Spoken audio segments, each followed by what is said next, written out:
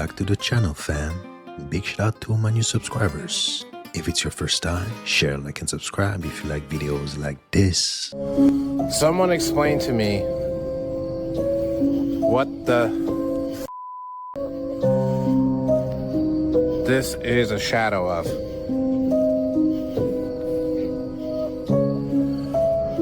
There's nothing above me. It's not from that pole.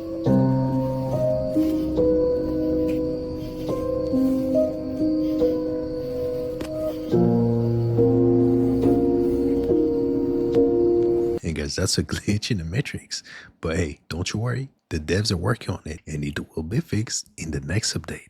This is taught by the ancients, the many world meditation. You sit quietly in a quiet room and you see your thoughts in your mind as being inside of a ball within your mind. And then you see a hand reaching in and taking the thoughts out. So you get to a very low amount of thoughts. When you get to a very low amount of thoughts, you envision whatever your view is of what a multiverse would look like. Everyone maybe has a different viewpoint of what it is. You envision connecting to yourself, to multiple versions of yourself consciously until you find the one that has succeeded in them. And then you begin to talk to yourself and ask yourself for actual advice. And you bring that knowledge back here into this reality. So you go to the multidimensional platform and get that information and you bring it back to the third dimensional reality here in this universe and you act on it. We probably have clones everywhere in that multiverse.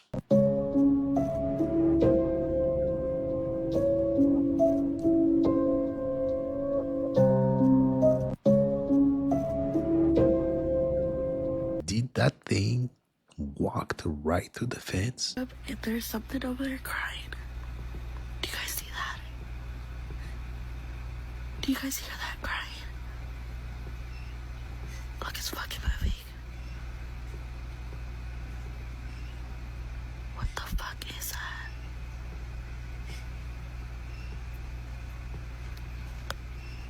What the is that? Peace, family. So, I need y'all to look at everybody on this beach and look where they're looking. Why are they looking in the water like this? Is this for a movie? Do they see something? Because we're looking at it and we don't see it. But everybody out there is literally looking towards the water. Are they NPCs? They haven't got the same relationship to time as we do. We are inside the stream of time, and the stream of time is always coming toward us. Everything in your life and my life is always new. We never experience time any other way. Time is a side effect of quantum entanglement. Visualize them as like fishermen on the shores of the river of time, and us as trout swimming in the river, and all experiences coming in, and we're devouring the little bits of experience that we get, and they're making us stronger. If you take us out of the stream of time, it's devastating for two reasons. One is we can't function outside of the stream of time, and the second and most important one is we see the stream of time from the outside.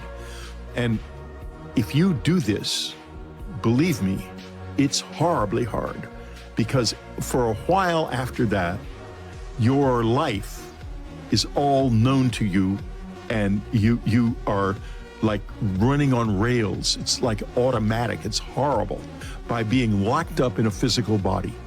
They are not locked in their bodies. They can come and go and leave and enter their bodies. That's why they have left bodies here in the first place, because they can leave the bodies behind. When they left that craft at Roswell with bodies in it, they weren't in the bodies. They'd left except for one that remained apparently. I say apparently, I've never had any direct proof of this. Did the Greys lose control and destroy their own timeline? Just wondering.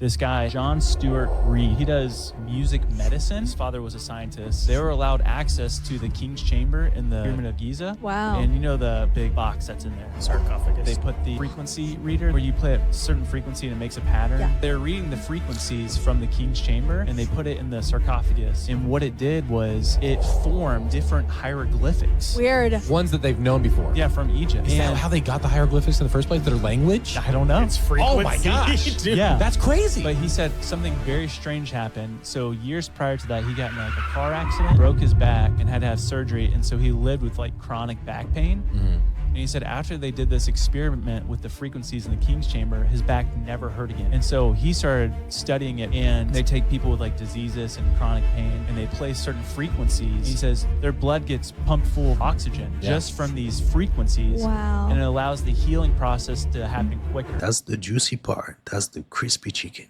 Frequencies might be the key of the old universe. God, universe, whatever you want to call it.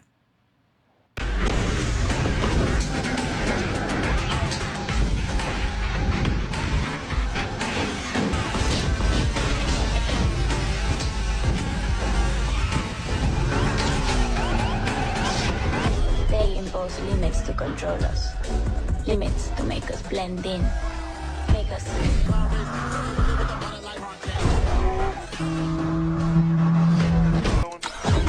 Survival of the fast. Why is it so aggressive? So this is my cute little security turret. It automatically tracks the closest face, and the little PCB he's wearing on the top. Well, if I turn this status LED on remotely from the app, it arms the system and he'll shoot Orbeez. The problem? Judgment Day is coming because he armed himself. I was just minding my own business, eating a cookie, grabbing a Red Bull. You can't not look at him because he's so cute. But then as I started to walk away, he took a shot. Have you ever seen, they just recently made images of quantum entangled photons? Take a look at what this looks like. Quantum entangled photons look like a yin yang. Like exactly. Oh, awesome. Exactly. That's it. That's a quantum entangled photon. Oh my God. Yeah, Are you oh my kidding? God. Oh my God. So maybe someone knew this thousands and thousands of years. We have another major issue going on in our ports right now, and I just wanted to speak on it because I don't think a lot of people understand why they're striking. One of the major reasons I've been seeing coming out of videos and reports from people talking about it is that they get tired of hearing children screaming inside the containers. Yeah, you heard that right. The workers are striking, and then one of the main reasons is they're tired of hearing humans being shipped over and screaming and banging on the inside of the shipping containers to get out. I understand we have a serious human trafficking issue in this country. I just did not think it was this bad. Never once did it cross my mind we need to be checking shipping containers for people. Can you imagine how long somebody's been inside of one of those, depending on how long they were waiting to dock? No heat, no air, nothing. I pray for the workers of the ports because I don't think they signed up to deal with people. Pretty sure they were just supposed to move cargo and goods. Best cover up for this strike. Remember, it was all about money. It was about human trafficking. If you didn't know, now you know. But when you see this stuff in America, you know what's really weird? All the state capitol buildings that don't really match up. Like, why did they build something that was straight out of ancient Rome in like Iowa? You know, like in Nebraska. 2,500 people live in a town somewhere, and they build a post office that has 700 rooms and is like an ancient castle. It's the same like with the Mormon temple where they said they went out to Utah, you know, with horse and buggy and nobody else out there, and they supposedly built this wonder of the world castle with no rails and no dump trucks and no cranes, and it goes down 40 to 60 feet underground with more building. And even think about like the 1 year timelines. A lot of these buildings are 1 year wonders where they created this very elaborate stone building in 1 year. But then you think about some of these places that have 1 year timelines, and then they work in like Syracuse, you know, Albany, Syracuse, New York, these crazy places like that. Explain to me how much work they're getting done in the dead of winter when the roads would have been horrible. Then you add snow on it, and then the logistics make no sense. Even think, like I said, go back to World War II. We're told that the Germans were not necessarily defeated by the Russian army. They were defeated by the Russian winter. Yeah. Because even with the high-tech German stuff, they couldn't even move the equipment during a harsh Russian winter. Mm-hmm. So that is like the highest tech stuff in the 40s. And then you're talking about these things were built with horses and buggies in the 1840s. Put it this way, it can take up to a year to build a one-level restaurant. But this is on a different level. I'm not buying it. What about you? It makes me wonder, like, what kind of stuff they have buried in those Vatican archives. Oh, man, and they what got kind so of stuff much. is hidden from us. Whew, listen, in those 5 miles of underground Vatican archives. Right, that's a lot. There's been a few people that have come out talking who have had access to these Vatican archives. They can't say specifically everything they saw, but one guy did come on a documentary on History Channel years ago and talked about the fact that they had bones of beings that weren't human. From their perspective, they weren't human bodies. They had books and texts down there that nobody's ever been able to read or access that talk about technology, flying devices, and all these other incredible things that were hidden during the Inquisitions. Because during the Inquisitions, they were suppressing technology heavy because they wanted to keep their boot on the necks of the people. Mm-hmm. The Inquisitions were so brutal, they killed over 80 million people over the course of 700 years, ordered underneath the popes. That really held us back because we should have been on the moon in the 1800s if it wasn't for the Inquisitions. That alone held us back from technological advancement. They won't share that knowledge with nobody, because knowledge is power.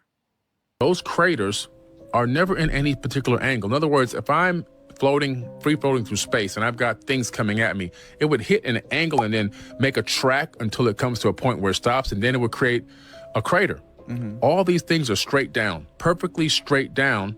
There's nothing that slid and moved into a particular angle to create an implosion.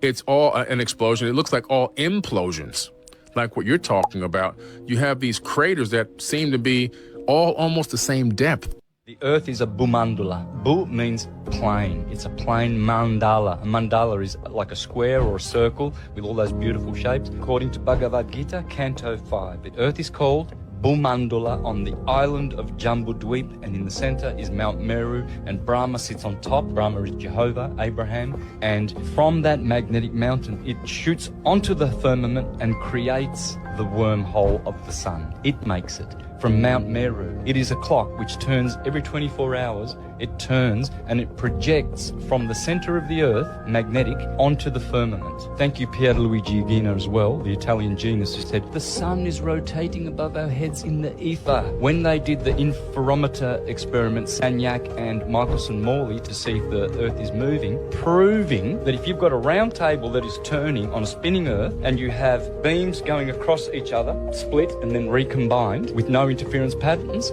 then nothing is moving that is solid. It's the ether. That was a pretty good explanation. We gotta keep an open mind. You had an experience that was erased from your memory. When I was at the end of my third pregnancy, I lived in a cabin in a remote area of the forest. And one day, what looked to be a government car drove up, and two men in suits got out and came to my door. They knocked. I answered the door, and that is all I can remember about this event. And also, I'm Rh negative. I don't know if that had something to do. Yes, it does. We will not go deeply into the idea of the Rh negative factor, though it is connected to some ancient genetics and extraterrestrial origins. But of course, the idea is that those individuals were not what you think they are, and an encounter that you will remember in time. Because my daughter is here. She's in the audience, and she was the one maybe they were checking up on. Well, they were checking up on all of you. That's good to know. Remember, those that belong to the hybridization program, this exists in family lines for generations and generations and generations. My last question is, I live in the Black Hills of South Dakota, and could you tell me if there are vortexes there? And oh, absolutely. Okay. There is also a portal that leads to another dimension that has to do with... One moment. All right, they said, sorry, not ready. If you're from South Dakota, let me know in the comments. We're all curious to know. Fighting back nerves, the 18-year-old taped this video. His mom, Francine, was there to see him off. That's my mom over there. Hello, very loving mom. Done a lot for me in my life. Here he is as he makes the big jump. Tragically, the parachute never opened. Tyler plummeted 13,000 feet to his death attached to his tandem instructor, who was not certified and was also killed. Since the 1980s, the skydiving company in Lodi, California, reportedly has been linked to 20 other deaths. Can someone tell me why the hell are they still in business after 20 accidents? What do you think about the moon? Well, I can only go by data points because, I'm a data point guy. If you go to usgs.gov and download this satellite radar imagery of the moon, anyone can do this. Pull it into your computer. Ground penetrating radar is going to let you see what's 30 meters beneath the surface. And what you see is what looks like structures beneath the surface of the moon.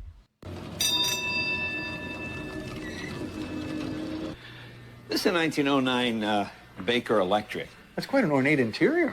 Well, here's the trouble with electric cars. At the turn of the century, there were 15,000 of them in New York City. There were charging stations all over the city. Not bad and pretty legit. You know that Uber has never turned a profit? What? Yeah. Isn't that fascinating? So why they're worth $1 trillion. Right. So this is another thing in the book. The reason Uber is so big is because venture capitalists keep putting money into Uber, right? So it keeps growing. So the stock keeps rising, right? Now, why are they doing that? The reason they don't make money is because of drivers, and they have, there's all kinds of benefits and insurance.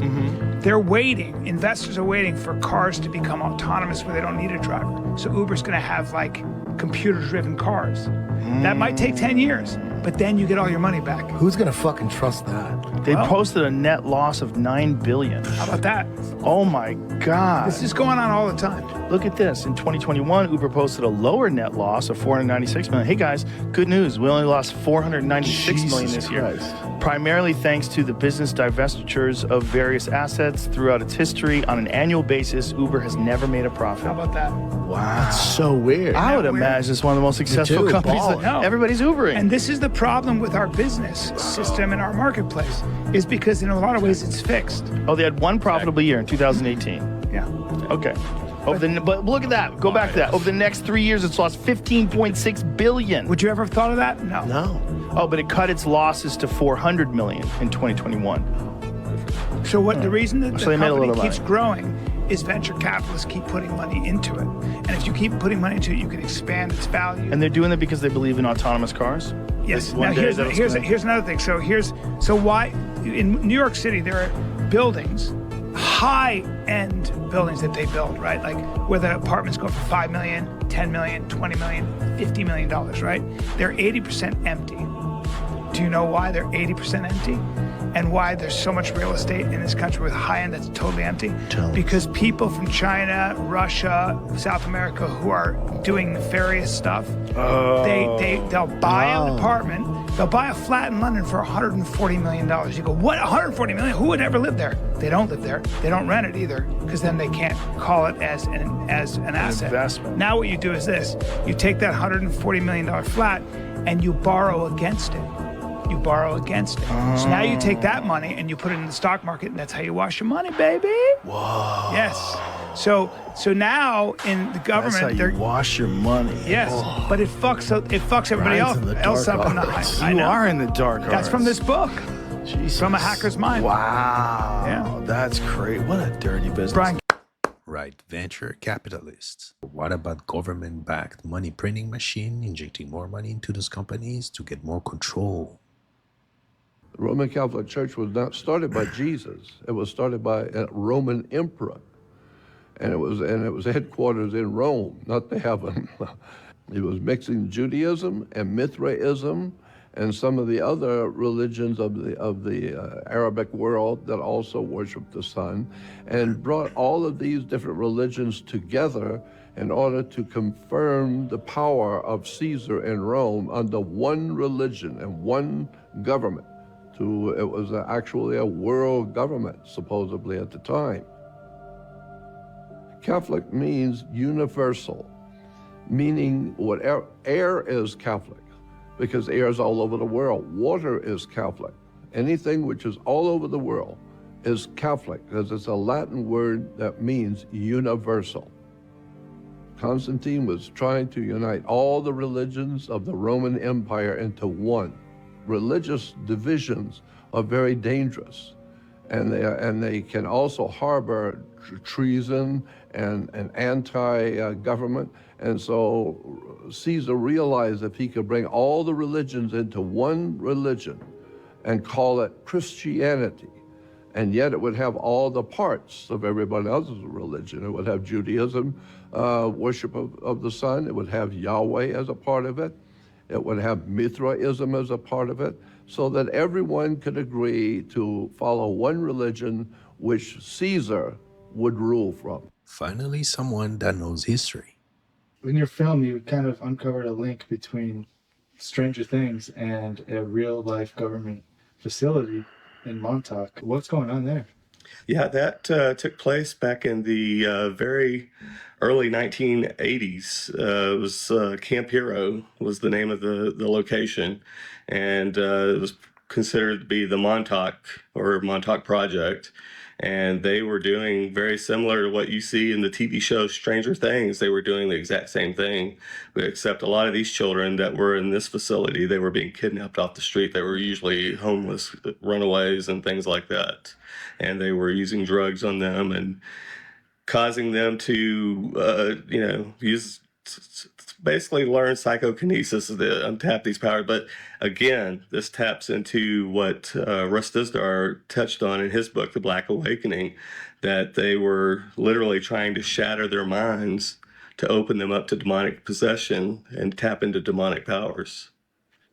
Is Stranger Things based on reality? It is based on reality, completely, 100%. They had this, they had something called the Montauk chair.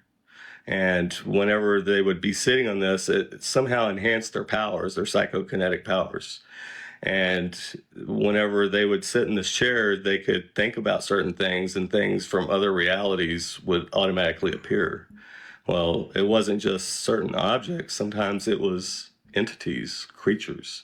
And one day, one of the kids named Duncan was sitting in the chair, and when they whispered something in his ear, he thought of an entity, and that entity appeared, and it went ballistic and started just destroying everything around the base that was hurting people. And what was crazy about it was, depending on who saw it, each person saw something different. Some people said that it was 9 feet tall, others said it was 30 feet tall, but it destroyed everything that came in its path. So it was a giant. It was a giant. Man, that sounds a little bit like Nephilim to me, huh? Exactly. And that's the Book of Enoch says that demons are literally Nephilim spirits that disembodied Nephilim spirits. Yeah. Yeah. So do you think that they were contacting pre-flood entities? Well, even the FBI document 6751, which you've heard me talk about before, if you read that document, it says that the entities are not from another planet, but from another plane or another reality or another dimension, is the way that it's worded in those documents, or that document in particular. And it says that they are not normal sized like us. It says they are much larger. And it's interesting too, like if you watch like paranormal TV shows or some random stuff like that, where people are talking about their houses being haunted, a lot of times what they say is sometimes like they'll see like a giant, like a 9 foot tall or higher giant that's like all black with an evil face, like sitting in a corner or something. So it correlates what people are seeing, what they're summoning there, like facilities like Montauk, and like what the what Book of Enoch says, for example. Well, it's not just limited to that. A lot of these people that have gone out to Skinwalker Ranch or some of these other things that we've discussed, when they are seeing these shadow people in their homes, some of them say that they are anywhere between 8 to 10 feet tall. And it doesn't just stop right there either. Even at S2, which is an Air Force base, I know you know about S2, and at S2, George Knapp has talked about they have seen shadow people out at these military bases, and that they are roaming and running around. Guards have encountered them and pulled guns on them. How does that connect to the things that people see at Skinwalker Ranch in the American Southwest on the Navajo reservation? Do you think like the Navajo witches, for example, have any connection to these types of spirit entities or these types of things that the government is playing around with?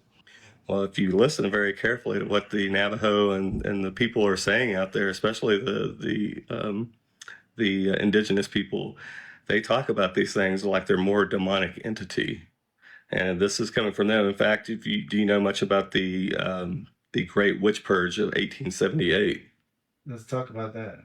That was not too long after they had been resettled, and they thought that part of the reason why they had been kicked off the land had something to do with witches. And so when they dug up a body of one of the Indians that had been buried, they found a copy of the treaty in that Indian stomach, and they believed that it had something to do with witches. So they killed several members of their tribe, thinking that was the Great Witch Purge of 1878. So that was the Navajo was purging their own people? Yes. It wasn't the U.S. government killing No, it wasn't the U.S. government. It was them killing their own people. Wow. Because they're suspected of being a witch, which is what? So what's a witch called in Navajo? Skinwalker, right? They believe that the witches, they commit these murders. They either commit a murder of somebody who's very close to them or somebody who's very near and dear to them, and that by doing so, it opens them up and gives them this power to shapeshift. But again, when you really look into this stuff, these things are coming from another dimension or another realm. Because out there at Skinwalker Ranch, they have seen these things, literally windows, portals opening up out there, and that they exit these portals, these windows, and they roam around. In fact, they had one that came out of a portal, ran across a field, another portal opened up, and it went through that portal and disappeared. Sounds like a movie. Yeah. They've even ran into the predator creature out there, not on one occasion, but multiple occasions out there at Skinwalker Ranch. Back when Terry Bradshaw, Terry Sherman owned the ranch, they ran into the predator creature. A gentleman that had heard some of the news events about what was going on out there when they first started talking about it before Bigelow even showed up and bought the ranch.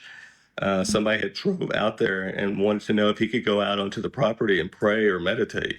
So he's sitting out there praying and meditating, and next thing they know, they keep hearing a cowbell, but none of Terry's cows had any cowbells on them. So all of a sudden he saw something like a blur running from the tree line towards this individual who's sitting out there in the middle of this pasture.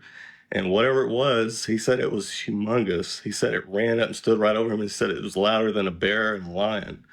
And it let out this humongous roar, and the guy actually jumped 6 feet back from a sitting position. And he was so petrified, he would not let go of them after they ran over and helped him back up.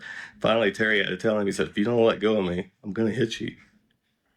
And he told him, he said, I'll let go of you, but you got to get me off this property. And he said, this property is cursed. He said, you're dealing with the devil.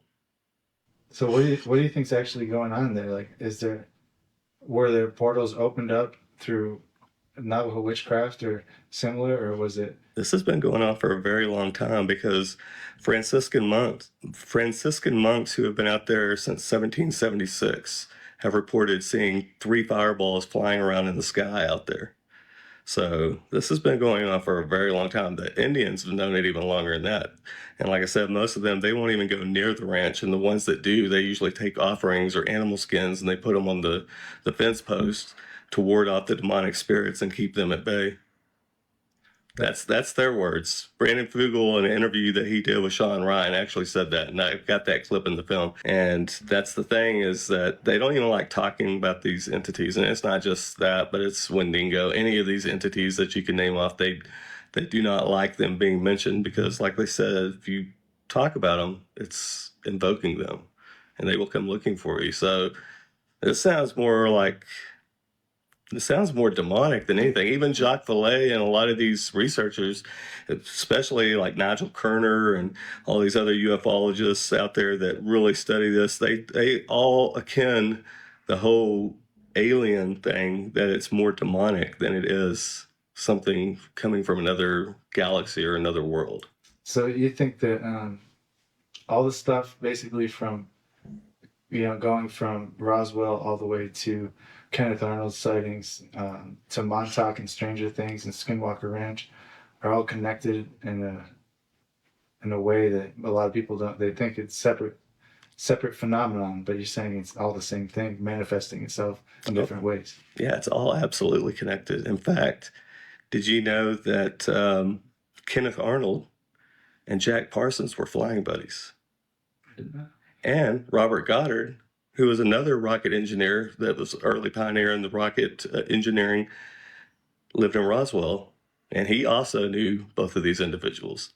So you got that. So it's like you have the Kenneth Arnold sighting, and less than 2 weeks later, you have the Roswell crash, and that these individuals all knew one another, and that one of them was part of the Babylon working ritual alongside L. Ron Hubbard, creator of Scientology. That's seems like the coincidences too. Yeah, especially when the U.S. Air Force started investigating Jack Parsons because of when he worked for Howard Hughes, and he had taken classified documents out of the facility without permission. And so once they started investigating him, that's what led them into learning that him, L. Ron Hubbard, were understudies of Aleister Crowley, and that they had been doing this ritual called the Babylon Working between the years 1945 and 1946, and that supposedly they were successful in 1946. And what is that? What do you think that implies? I believe that they actually did exactly what they set out to do, to bring about Babylon, the Whore of Babylon, and the Son of Perdition end times. In fact, it was Charles Race Tussle, who was the creator of Jehovah's Witnesses, who said that the end of the world would begin on October 14th, 1912? And that was the same day that Jack Parsons was born. What are the odds of that? Crazy. Wow, that was heavy. That could be 100% true, or maybe not. You want some figures? Okay, latest water test. Tested the rain. 13,100 micrograms per liter of aluminum in the rain in 2013. Normally, it should be 0. So 13,100 is pretty damn much, folks. It used to be 0, then it was 100s in the 2000s, and then since 2010, it's into the 1,000s and the latest 13,100. In the snow on Mount Shasta, pristine Mount Shasta, 61,000 feet. No, excuse me, 8,000 foot level, 61,000 micrograms per liter. 4 times the amount that is found in the soil up there. Where in the hell is this stuff coming from if it's not coming from the soil? You know, these tests are international in scope. We're seeing this all over the world, guys. Okay, pH of acid soils is 20 times more alkaline. The aluminum in the soil has doubled in the last 10 years. Aluminum blocks essential nutrients. I am unable in my garden to restore normal pH, and that's because nanoparticles are now in the circulatory systems of both plants and humans. So welcome, fellow guinea pigs. The collapse and decrease of agriculture is something I worry about even more than the previous info about autism and Alzheimer's. Are they trying to poison us? Plain and simple. We discovered in our functional MRIs that when the person has the default network shut off, which means they're not trying to predict the future, they're not trying to anticipate anything, they're completely in the present moment. When the default mode system is shut off, then when you don't expect anything to happen, that's when the unexpected happens. The correlation between the decrease in modulation, the decrease in compartmentalization, the more order in the brain, is directly correlated with the mystical experience. And the person who's having that mystical experience, their brain looks like they're on psilocybin. I'm not saying that. That's what the brain scans are saying. That's what the data is actually saying. Now, they can't make their brain do that. Somehow, it's happening to them. He meant literally, for best results, have no expectations. And that's literally one of the keys of life. And if you enjoyed this video, don't forget to hit and smash the like button for me. Smash the subscribe button, be part of the family. Remember, stay woke, and I'll catch you next time.